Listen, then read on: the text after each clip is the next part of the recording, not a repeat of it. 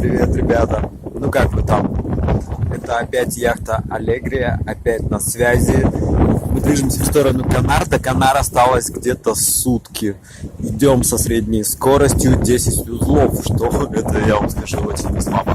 Ну, в переводе на человеческие цифры это где-то 50 км в час, но для яхты это очень много. Так, у нас 7-й рассвет нашего путешествия, и солнышко только всходит. Видите, вот это наше солнышко.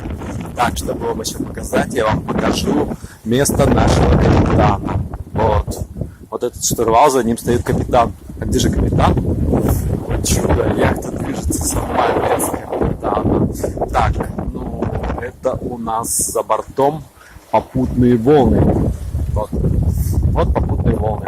Эти волны движутся с Атлантики. То есть вот с той стороны, если вы внимательно присмотритесь, возможно, вы увидите берег Америки.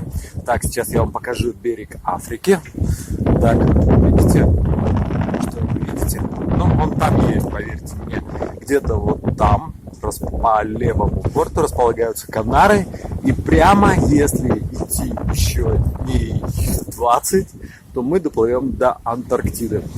И очень бы хотелось узнать, как вы поживаете в своей ужасной, холодной, промозглой, листвистой, осенней, дождливой, неуютной, загроможденной домами, очень людной, шумной, хлопотной, пыльной Москве. Вы мне потом расскажете, когда-нибудь было.